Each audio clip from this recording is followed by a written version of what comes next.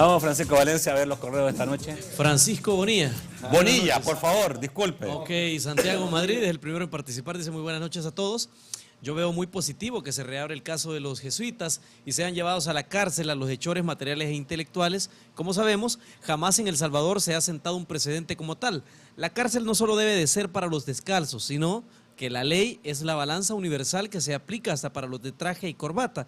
Por lo tanto, se debe de enjuiciar a los actores de ese macabro hecho para que ningún funcionario abuse de su potestad. Se dice que también la exguerrilla debe saldar cuentas. En eso no coincido. Al por mayor, pues los crímenes más horrendos fueron perpetuados por elementos militares y grupos oscuros de muerte. Gerson Salgado dice, yo creo que no solo la familia de los jesuitas tiene derecho a saber la verdad. Entonces, ¿a dónde dejamos a todos los familiares de los salvadoreños que murieron en el conflicto?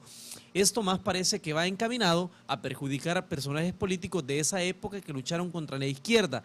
Esto abre la puerta para que se abran más casos como los del doctor Rodríguez Port o los asesinatos cometidos por orden del actual vicepresidente. Ya no echemos más leña al fuego, plantea. Catherine Xiomara dice, buenas noches, licenciado Castillo, siempre felicitándolo por tan excelente programa.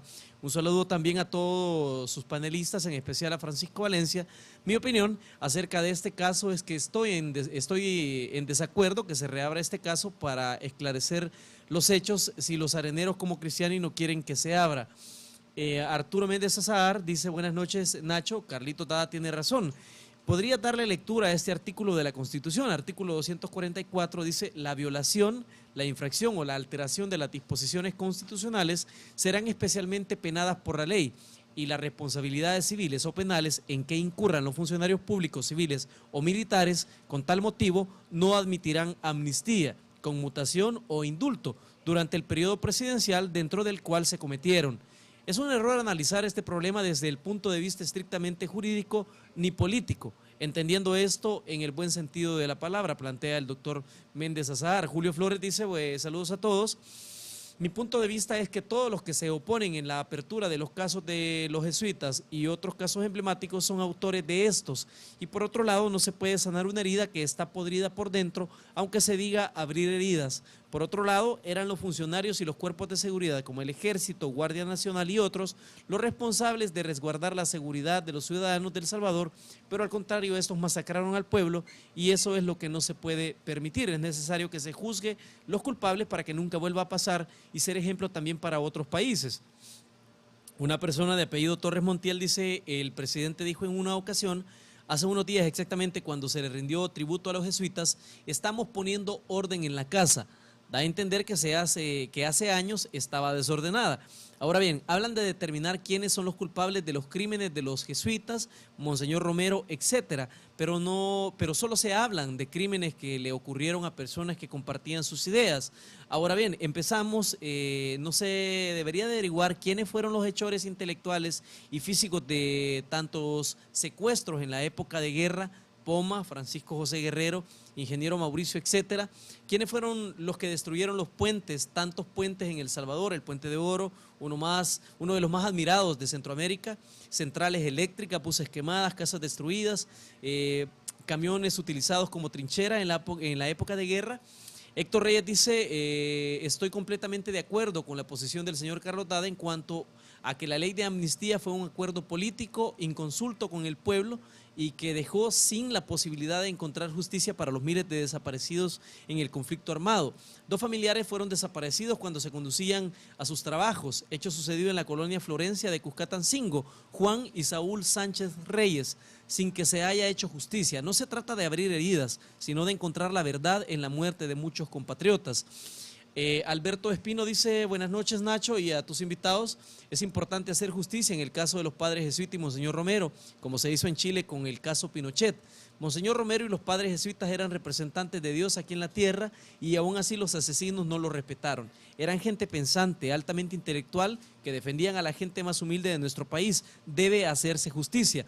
Te felicito, Nacho, por un artículo que sacaste en un matutino en el cual reconocías el valor de los jesuitas y el error del alto mando del ejército de aquel tiempo en asesinarlos tan cobardemente. Alfredo Siliazar dice, buenas noches, ¿cómo es posible que en este país no se recuerde de madre e hija que murieron en el caso jesuita, las cuales se les debe hacer justicia? Finalmente, Víctor Cristóbal dice, En relación a la ley de amnistía, se presentó un proceso de inconstitucionalidad en la Sala de lo Constitucional, el cual se desestimó. Ahora bien, el problema radica en que se generó una impunidad en relación a las violaciones a los derechos humanos que se realizaron en el conflicto armado, tanto por la Fuerza Armada y el FMLN, y ante esta situación se ha presentado una demanda en España, en donde se están procesando a varios militares de la época. Por lo que se debería de hacer, o más bien lo que se debería de hacer, es aceptar por ambos bandos las acciones que cometieron y pedir perdón. Continuamos en el estudio. Bueno, obviamente nadie está diciendo que la ley de amnistía no fue un acuerdo político.